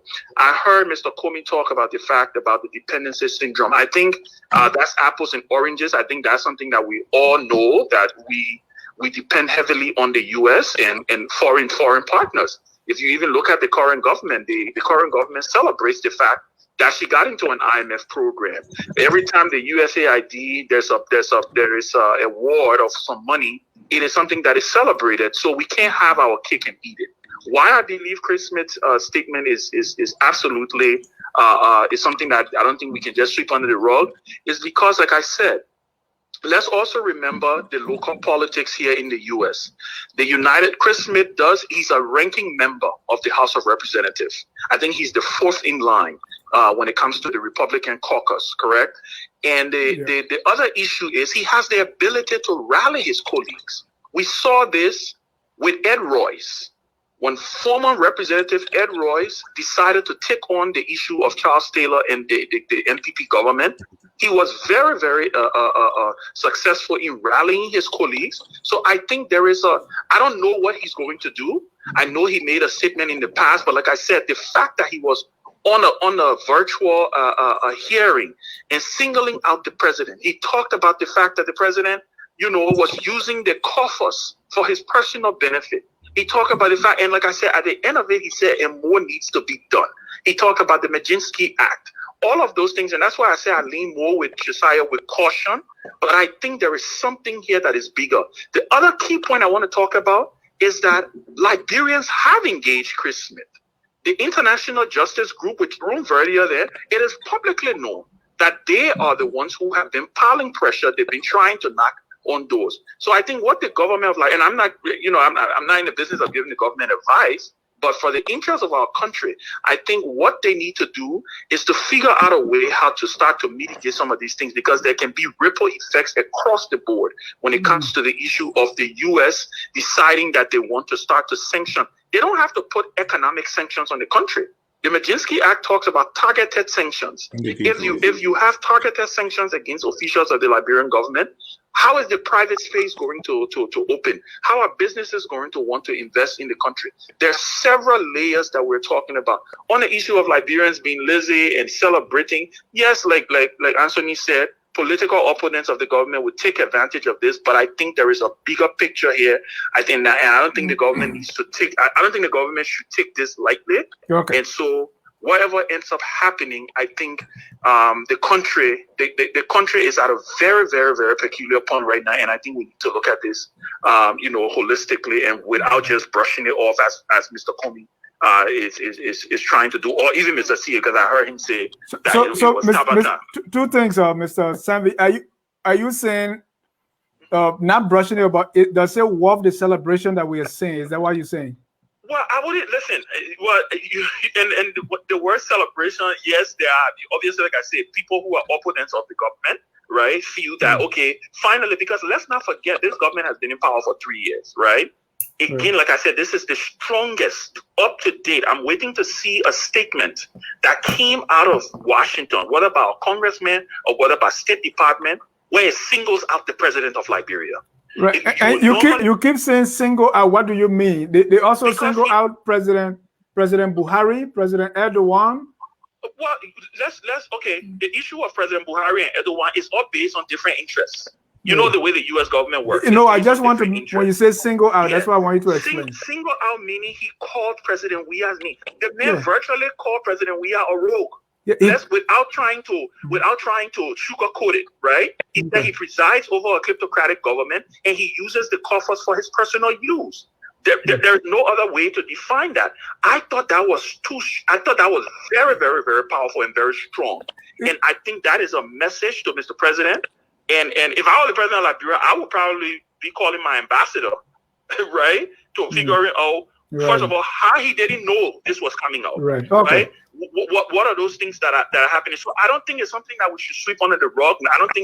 I wouldn't call it a celebration. I'm not celebrating because at the end of the day, Liberia is going to get affected one way or the other, and this is not good news for Liberia. This is not good news for Liberia, and we know how we're dependent on the United States government. Right. That is not something we can sweep across there. And I think that's what Kwalu was trying to allude to in his previous comment. Thank you, Ben. We just want to stress that we don't want Liberty Party to abdicate its responsibility to congressmen. Well, no, I'm not speaking on behalf of Liberty Party. Nowadays, I'm almost like I'm still a member of the Liberty Party, but I'm not speaking. I'm speaking. Yeah, we want our opposition to do a little more. But and I know Anthony said he tried to allude to the fact that I'm a smart politician. And all of that, but at the end of the day, I think there is some smoke here, and I think our government needs to pay close attention because it may have some serious repercussion. Thank you, Mr. Thank you again. Thank you. Let's go back to the line of Mr. Sia, and then we can bring in our analyst. Yep, let's do that. Talking about the line, we have James Laza. James, you are live. Mr. Laza, are you there? Mr. James Laza, you are live. Go ahead. Let's go to the next person from Philadelphia. All right. Oh, Kesali Double. Yeah. Kesali Double, you are live. Are you there? Yes, sir. I'm right here. Mm-hmm. Go ahead. And I want to say thank you guys for the topic on the discussion. Mm-hmm. And I don't know. I'm not going to describe it. We got to describe it like Tabata because I wouldn't want to describe that statement as Tabata. The first thing we should look at is that on the panel I was having that discussion, it was not just Chris Smith alone who was the lawmaker or the congressman from the United States. You had Sheila Jackson Lee, Texas Congress lady, and I think 2 other senators from the United States who were discussing on that panel. That panel is not just like some political statement that just came from his mouth. They were meant to discuss the Magnitsky Act and to make recommendations. And guess what? In the discussion, that really popped up on the headline, on the front page. And you see really rejoicing all over from all walks of life. That tells you that there was a very short period of time, in 3 years, that viewers are not looking for survival. That viewers are not looking for saviors. It's just in 3 years. Because the celebration that is going on now, if you take out just the likes of Mr. Kony, who might be supporting the government, Anthony's statement. I don't know if he's speaking all of frustration, or maybe he's angry that America has not come to our rescue on several occasions. But why are they saying this now, or what? When you take off people who are making those statements out and just watch the view, you notice that majority of the Liberians are like on the fence and wishing for survival. So for us to just look at this statement and take it to be like it's just going to be like the usual statement, I want us to watch and see. And I hope CDC government will not rely on the remarks that are coming from some of you people and downplay the remarks the statement that came from Chris. And I think if they do that, it could be disastrous for them in the future. Because at the end of the day, this panel is going to look at a report. And in that report, and the recommendation that will be made, and if it is made that Liberia gets sanctioned, I'm sure something will come from all of it. Let's just watch and see. Thank you. Thank you very much. And I hope we should not take this statement as sabotage, because I'm sure it is not. All right. Thank you. Thank you. Now let's bring in James Lassa again and say, James, are you here now? Mr. James Lassa. This brother is not ready. I go to the final caller here. Caller with phone number ending in 2214. You are live. Yeah, this is Fred. Fred Weah from Philadelphia. Oh, wow. Mr. Grant, go ahead. Yeah, I don't know. I've been following the show and listening. My own observation is that first and foremost, I would say there's no government in the world that can have a weak representation in Washington, D.C. I went back there and staff and everybody at that embassy needs to step up the game. And they have to learn how to make friends. They have to talk to people in Washington, D.C. You can't just sit there and just sit there. That's one. I think the statement by the representative, I thought he just tried to find a way.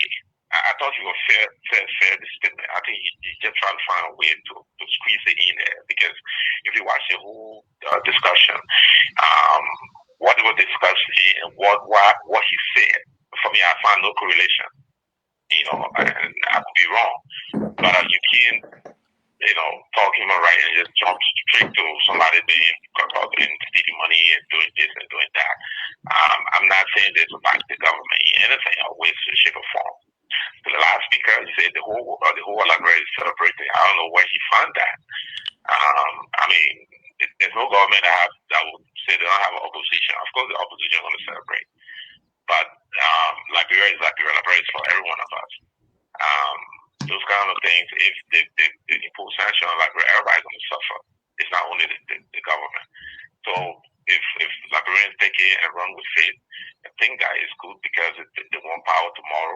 But I think our government needs to step up her game. She has to be strong at the UN and be strong in Washington, D.C. You can't just sit there and then people, you have to know how to move.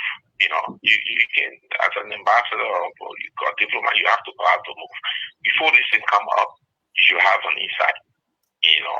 And I think that's what we're missing. The government needs to step up again and find career diplomat. All right, friend. In key places. Yeah. Key places. Thank you. Especially Washington, we need career people. Thank you. Thank you so very much. Let's try James Lassa one more time. Mr. James Lassa, are you here? Well, then I don't think Lassa is prepared to talk tough. No, Lassa is not talking tough today. I wonder why is that? Mm-hmm. All right, let's come to our analysts. Before you guys can come in, let me say, all we can do now is to wait and see who is telling the truth. Maybe to say whose statement going to come out to be the reality. This statement amounts to nothing. And I can say it any day. Just because the guy is a representative, he said we had a role. And there are thousands of Liberians that have called Joshua a role because that's who he is. That's the fact. And so because he's a congressman, he said it. And out of his starting, there is this rescue ship that is on the way to Liberia because he's a U.S. representative. You can be so eloquent about it. You can connect how he is a ranking member, in the House. This guy, first of all, he's a Republican. This is a Democratic ruling government that we have right now. And this guy, if you look at his voting record, he and the Democratic Party, they are like 360 degrees apart. And this is a guy that's going to sponsor a bill in a predominant House of Representatives by the Democrats. And you think that's going to survive even the Senate? I don't see it. The Liberian government has since been corrupt, starting from even though and coming to Ellen Johnson Sirleaf. These representatives have made similar statements in the past. This one is not different. Not because this guy got so zealous and he wanted to be seen as a tough-talking guy and called George Weah name, how George Weah is depleting the government's coffers. That statement alone, just because he called George Weah name, and that George Weah is depleting the coffers. So the whole U.S. Congress will say, yes, we have to act. And that is what people are trying to say. Other than that, there is nothing else. Because the man called George Weah and he's a representative, and George Weah is taking the government money. So the U.S. government must act. We should not take it lightly. Many people have said things more tougher than what he has said. I'm talking about senators and even representatives. We have not gotten anywhere. I talk about the HR 1055 on the War and Economic Crime Code. What is most serious when it comes to the issues in Liberia, and what is most needed right now in terms of justice issue than the War and Economic Crime Code? These people pass a resolution, I can say it's dead. They can't act on it. And this guy who is in New Jersey, whose voting record is completely stuck against blacks, now we go in a black country in Africa, and now he's the rescue guy. This is a bluff. The idea that there's somebody carrying a rescue ship to Liberia, we are wasting our time. The George Weah government, the opposition of Liberia, if they are serious about trying to be the alternative they need to be, then they need to get their act together and see how they can put a consolidated team together, like Josiah said, strategize, and then try to contest in this election with a single ticket and see if they can beat President Weah. But if they think that, oh, we got a representative sitting in New Jersey said something, so help is on the way, there is no help on the way. Joshua is doing his county tour. Let the Bwakas, the Ure, and let them keep sitting in Monrovia. They're not going to get the power that they want. So I will rest my case right there and bring in. Thank you. Okay, go ahead. Thank you. Let's look at, let's say, all things being equal, that Chris Smith's statement have all the power in this world. Mm-hmm. What do we expect to happen next? Let's say there's force behind it. Joe, let me start with you. Yeah. Let's say everything is in 100%. What's going to happen?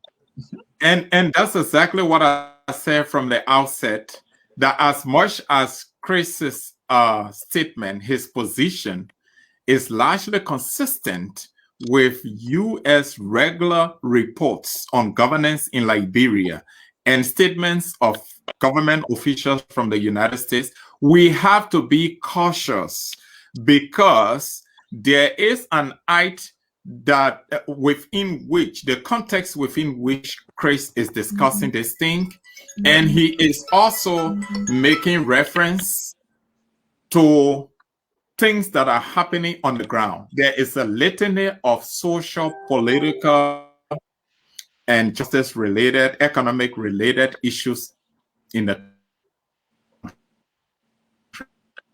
We are not negating that. We are that.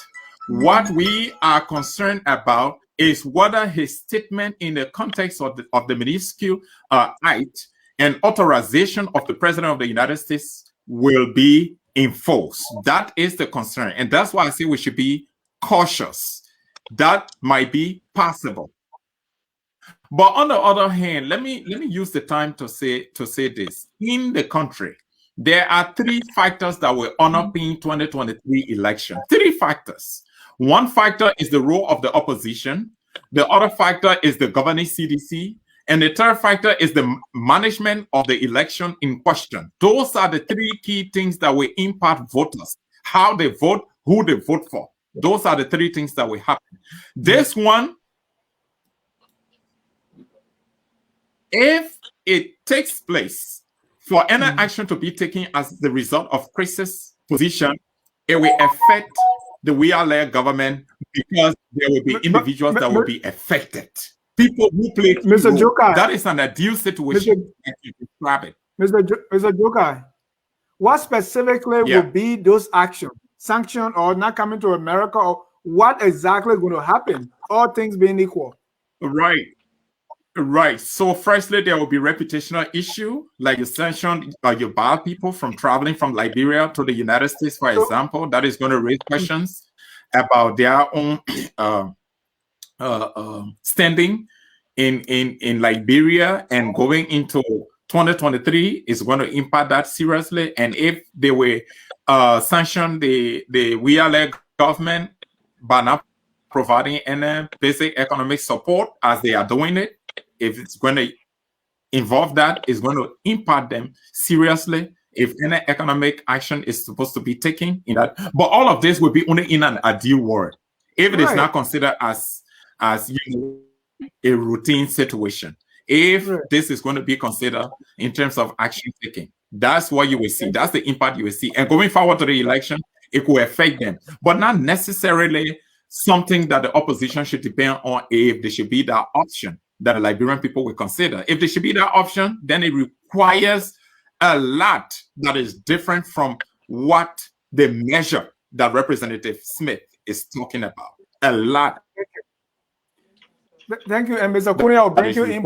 It requires. Okay. Thank you, Joker. Let me bring in Mr. James Lassa in a minute. Mr. Kuni, I'll bring you because, as I'm saying, what really is going to happen? Let's say they ban all the Liberians from coming to the United States.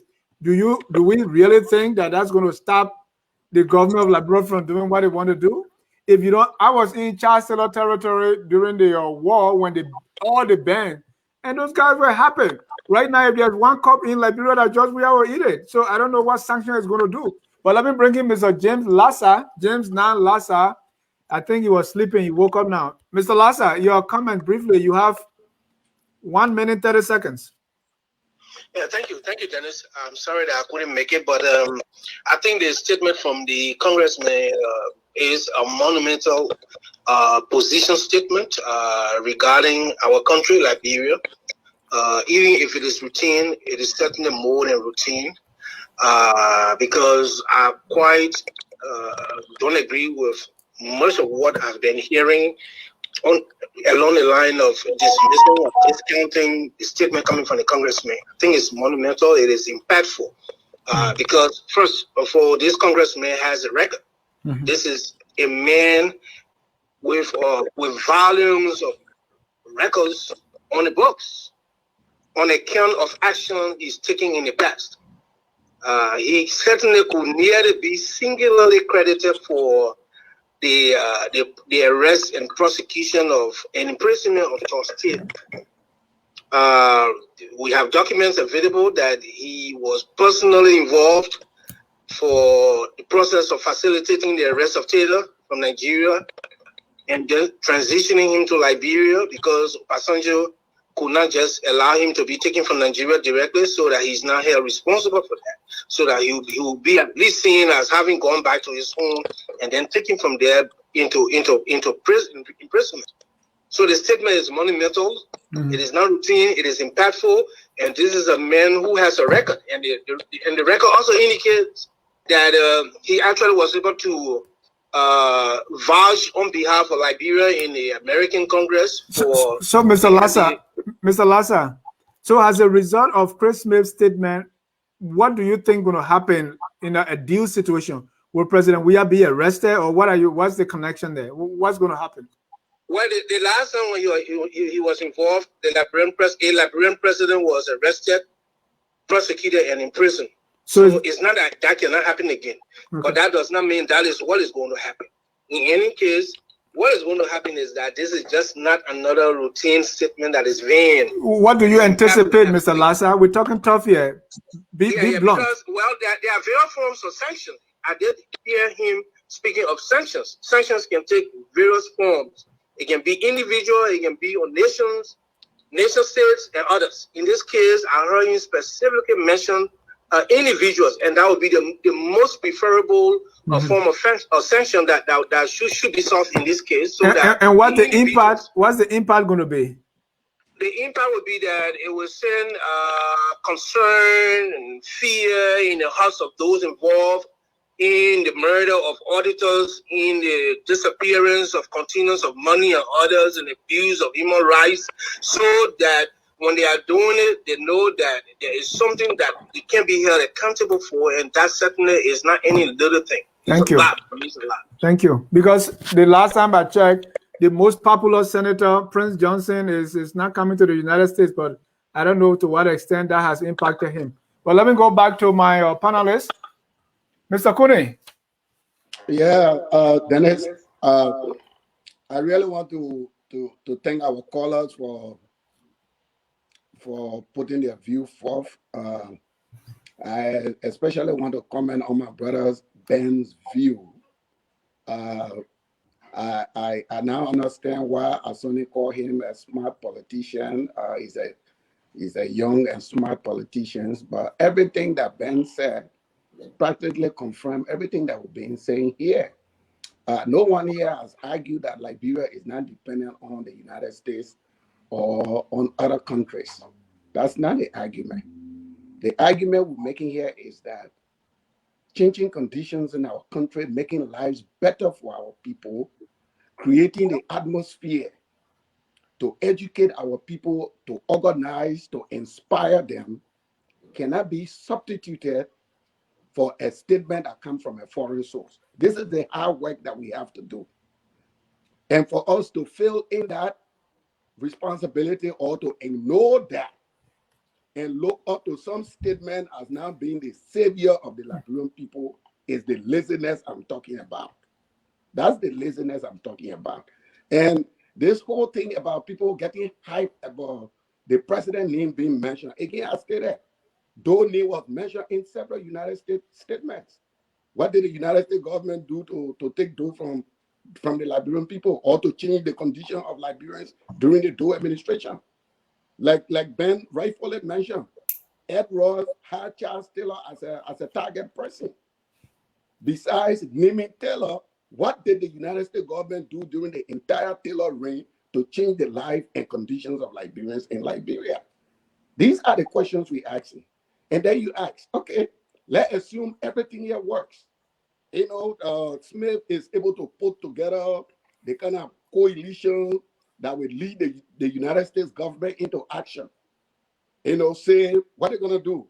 Arrest the president of Liberia because he's corrupt? Smith, jail in the United States will have to be filled before he can go carry on that kind of arrest.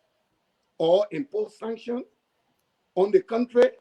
You impose sanctions on the country who get hurt, or impose sanctions on specifically the president. Do you really believe that sanctions on wealthy individuals, let alone president, do you really believe it hurt them immediately? That doesn't help them. The United States had a sanction, not only sanctions, they had an embargo on Cuba.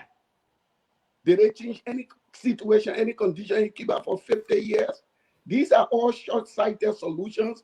People cite because of our laziness to take our own political actions that will impact the Liberian people. Here we are, just December 8th. We went to an election. The ruling party and the opposition, they all put into play 15 candidates each. Despite all the complaints, the Liberian people elected majority members of the opposition. We're not demanding those people to serve the Liberian people. We're not holding those people accountable to prove to the Liberian people that they can serve their people.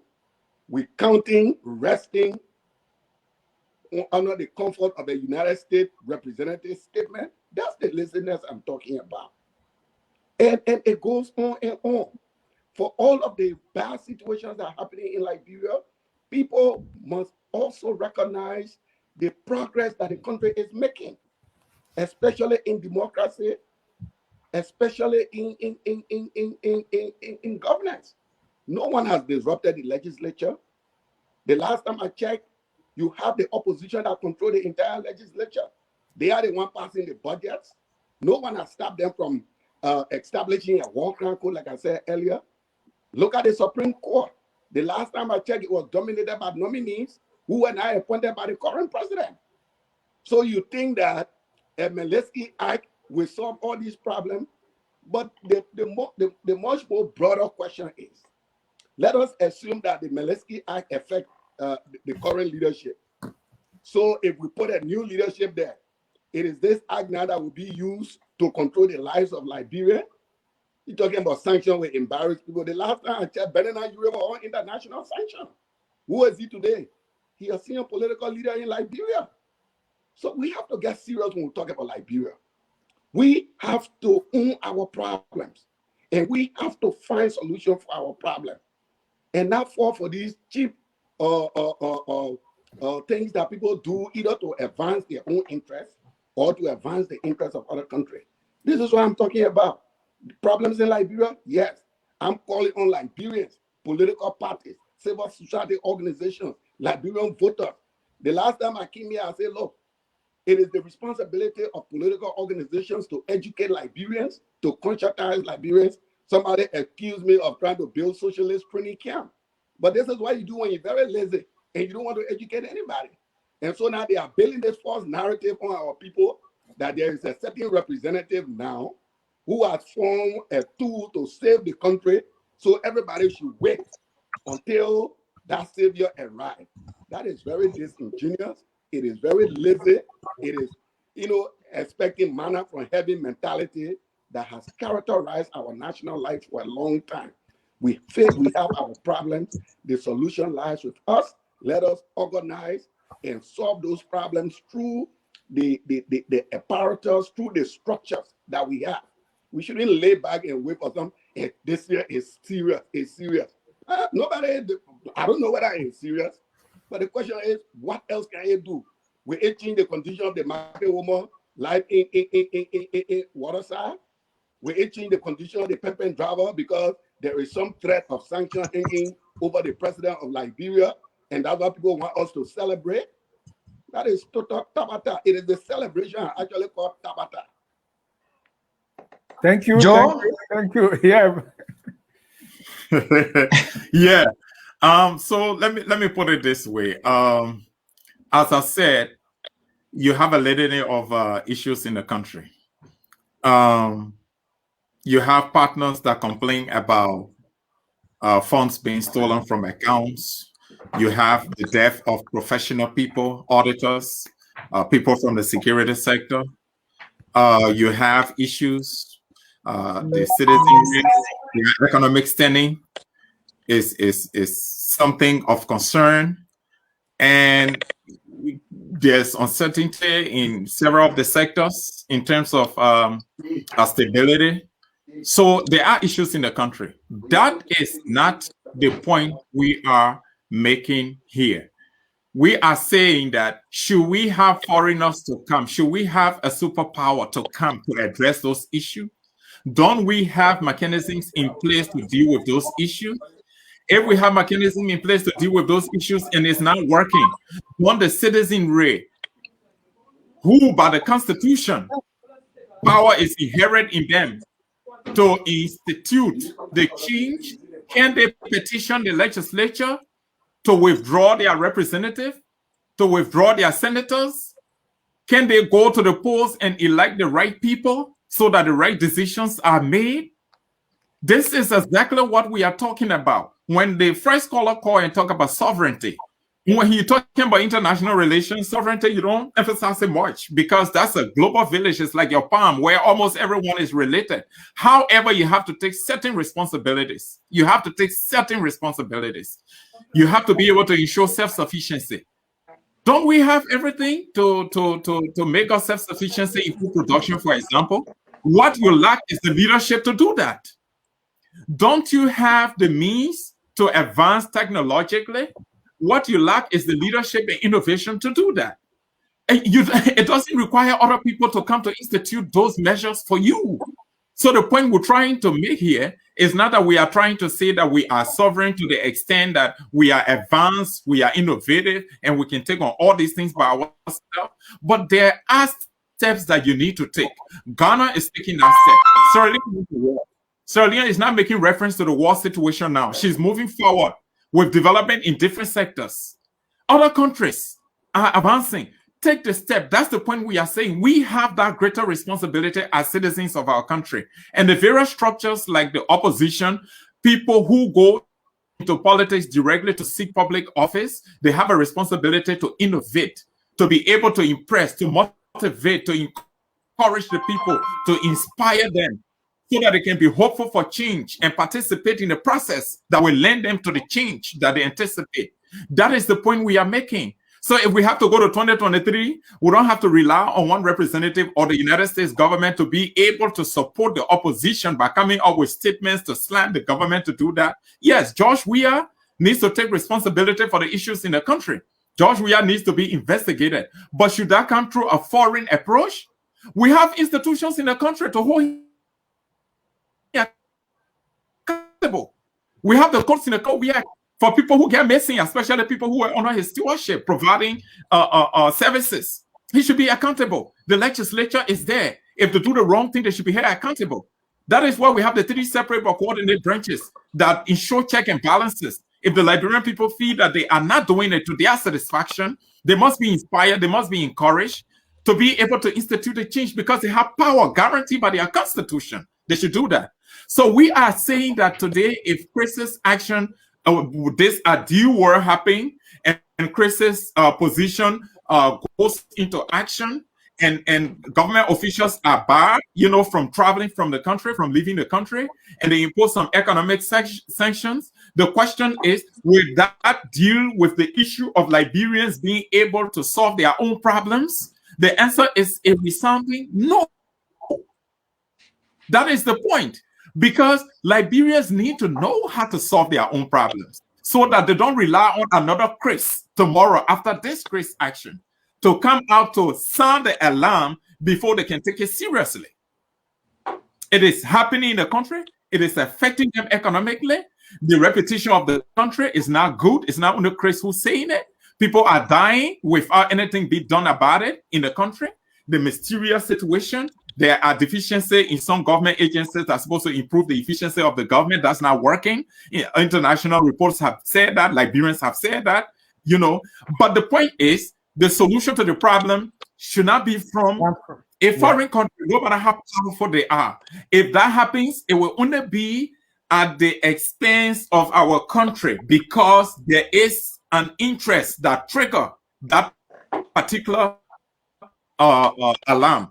So we are saying that Liberians should be able to deal with their own issues. So today, if immediate action is taken seriously and Congress Joe Biden issue sanction or imposes sanction to bar government officials from traveling, those government officials will still fight tomorrow to clear their name from that traveling list. They will clear their names, like Snow fought to clear his name, like Banana Europe fought to clear his name, like other people fought to clear their name from the sanction list in Liberia. They will fight to do it. They will try to behave appropriately to clear their names from there. Will that solve the problem of the Liberian people going forward? This has appeared like a permanent situation that we are in, from one government to the other. If we don't look up to the United States to make declarations, to make statements about what's happening in our country, then the Liberian people, for the most part, will not believe what they see with their own eyes, what they are feeling. No one has to. And that's the point we are making here. So it's not the issue of, we're not talking about that. If you take now international relations into consideration, the issue of sovereignty is almost nothing, because government rely on other governments. Through institutional approaches, rely on other institutions to be able to function effectively. They do that. People share information. People share technological strategies. People share governance strategies. People do that. We are in one place. However, we have certain responsibilities that we have to take on to make sure that our country is better. And the point I made about the opposition is that, hey, going into 2023, trust me, the old lady or the old man in Bogonjide, in Zozo, in my area of Salary, will not rely on Christian statement to vote for who they want to vote for. They will not. They won't. It will be on the basis of the strategy to lead differently from the CDC government and with a practical approach that will encourage those people in those towns and villages to vote for the candidates of their interest. This is how Liberians are voted. Ethnicity voting is still taking place in our country. People follow people based on their ethnic relationship. It's happening. They support them based on that. People follow people based on political party affiliation. That is why people should be able to come together and congregate in a realistic way and be able to make use of their bases. Political parties have bases in our country. It's not going to change significantly going to 2023. That is why no one political party is going to win election against George Weah in 2023. It has to be the collaboration of serious political parties that will stay together and do the example of the Mwai Kibaki in Kenya when they did a Rainbow Coalition, or do Macky Sall when they did the coalition in Senegal. That is the kind of approach you need to be able to undo the governing party. Don't forget also that people elected George Weah not on the basis of policy. Some of them elected him because of the icon he is. Some of them elected him because they thought that he's part of them. He's with them. He is like them. So you have to change that dynamics. And the way to change it is not to rely on somebody in the United States or somebody in Europe to make certain statements before that can happen. If you want any political dividend from this, then you will have to fight hard to hammer this home to convince the ordinary Liberian citizens, ordinary Liberian voters to vote. Then it will not be a small job. It's an uphill battle for you as an opposition. But George Weah also, and I agree with some in that aspect, George Weah also will have to pay some attention to this statement, because who knows, like I said, you have to be cautious at the end of the day. If it happens, yes, there will be slammed with some traveling restrictions, his officials, and it will have some economic impact depending on the scope of whatever sanction will impose on Liberia. Why it is true that I don't support that. I don't support that. Thank you. I also want to caution them that they have to take that very seriously. The reason why I don't support any economic sanction is that George Weah and his people will not suffer. It is the ordinary Liberian people who will feel the brunt of it. The suffering that they are having now will only be extended and expanded because we have lessons that we learn from the past. That is not the solution to the problem of the Liberian situation. The solution is enlightenment in every sphere. The solution is enlightenment economically, socially, enlightenment in every way. You have to educate the Liberian people, invest in education realistically, let it be practical. Make sure that civics is something that Liberians understand, because up to now, we see governance as a group of people doing their favor, not people who have a responsibility to them. Until you change that mindset, it will be difficult for you to change people who continue to harm the people. That is the situation in our country. And that has to change. If it doesn't change, this case may have impact to the extent that it will affect George Weah and his people, but that will not stop them from doing what they are doing. The human rights situation will not end. The corruption situation will not end. What's going to happen? The Liberian people will be affected by whatever action that will be taken. And I don't see that coming so fast. And we have any serious political impact. Folks, this is Focus on Liberia. This is Tough Talking Thursday. As you can see, Weah has been seated comfortably, as well as Josiah Joker, who is our democracy analyst. Weah Wetikone is our chief political analyst. I'm co-hosting here with my partner, Dennis Jha. This is Tough Talking Thursday. Gentlemen, we have to conclude this thing. And Dennis, I'm going to conclude. I maintain my position here that this statement here is empty. Yes, what he said is true about our president, about our government. It is something that is happening. But this is not the first truth that has been told about this government, and nothing happens. Number one, when the 9 diplomatic heavyweights, it included the U.S. government, wrote a letter, a damning letter to our government, that you have taken money from our accounts without our consent.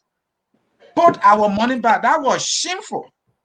I'm talking about 3 diplomats, the government of France, the government of Great Britain, the government of the United States, all put together. Now, the new U.S. What's his name? Ambassador to Liberia, very recently, he said some damning things about the government. When he went for confirmation hearing at the very U.S. Congress, he talked about what is obtaining in Liberia and how he's going there to be able to help. So the U.S. government has been aware of all these things that's happening. For Liberians to be celebrating today because a guy who happened to be a representative say George Weah that role, and George Weah has depleted our accounts, and out of a sudden, help is on the way. And so then the question you ask, put the whole thing to rest. So let's say in an ideal situation, the slam sanction of George Weah and all of his officials. What happened? How does that help my grandmother in Saston? Oh, so this thing is all about just getting George Weah out of power? Is this the goal here? Are we about the who or about what? I thought we are here to have a conversation, or we are advocating, or we are wishing for a Liberia.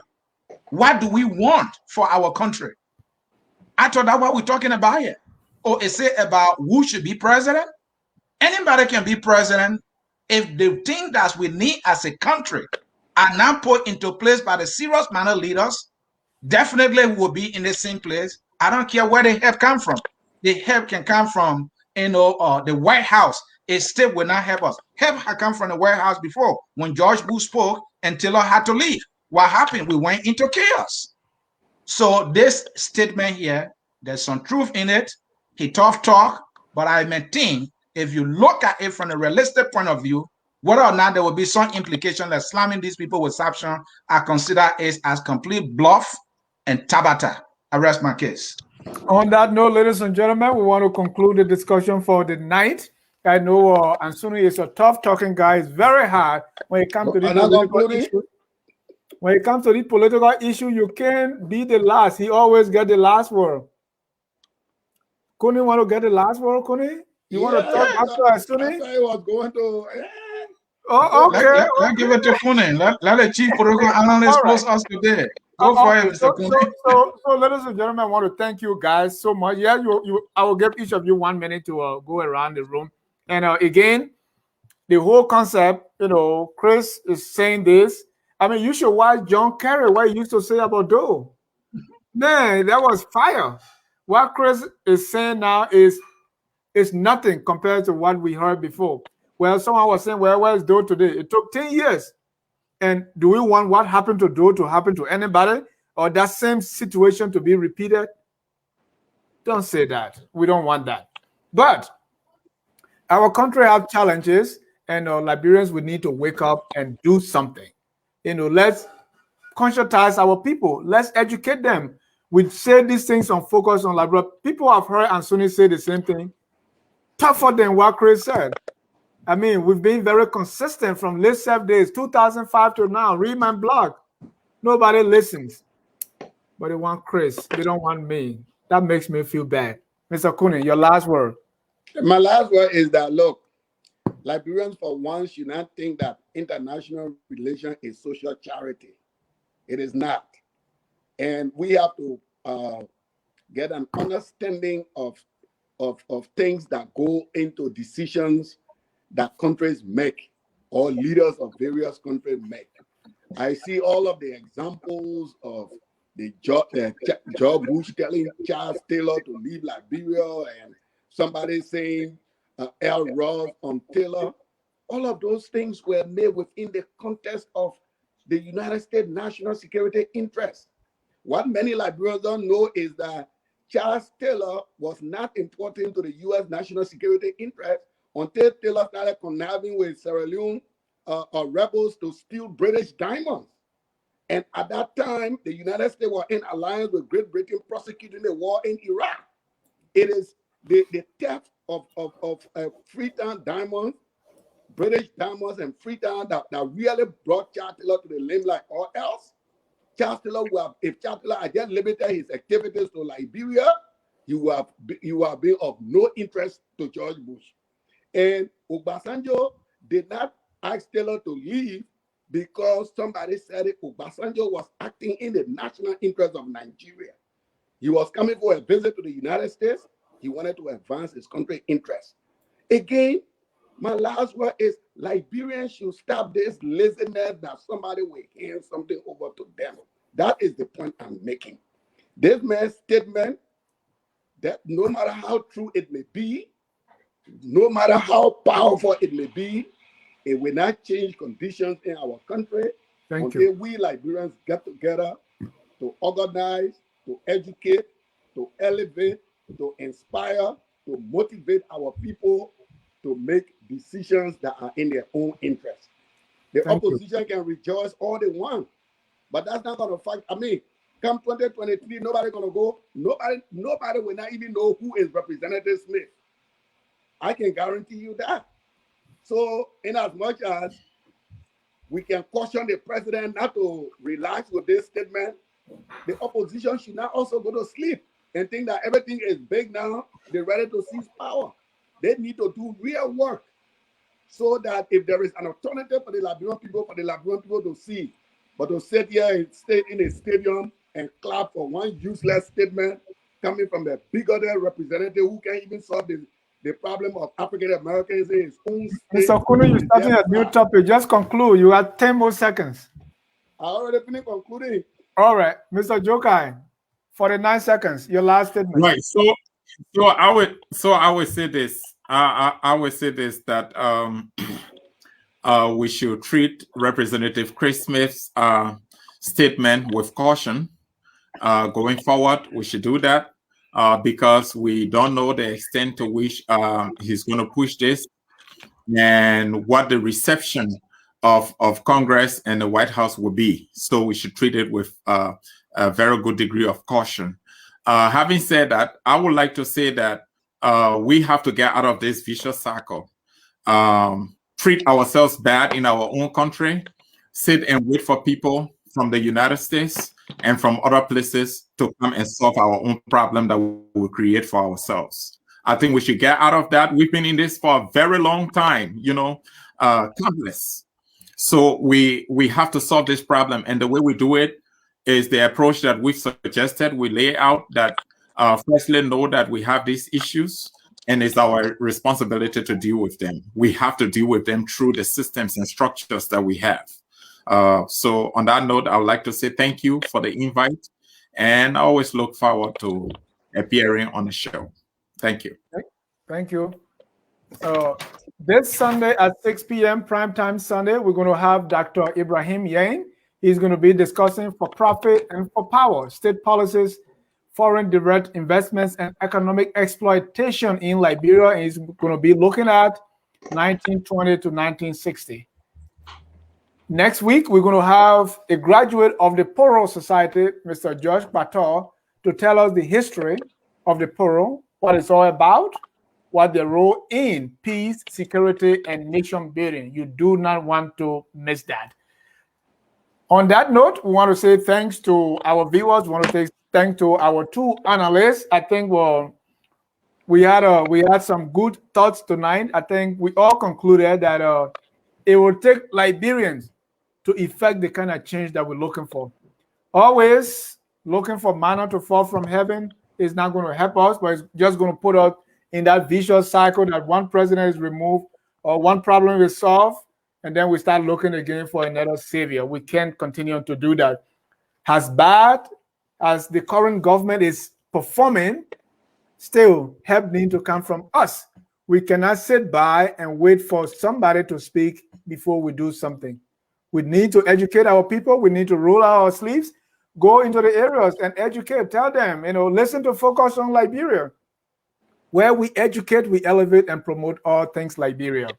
Until then, my name is Dennis Jack, closing on behalf of the bunch. And we don't leave or close our broadcast without playing the song that says, "We are all Liberian." Whether you are rejoicing, jubilating for the statement by Representative Chris Smith, or you think that's a complete tabata, it doesn't negate the fact that we are all Liberians, and together we can make our country the glorious land of liberty. We are Liberians. Liberia is our home. Liberian people.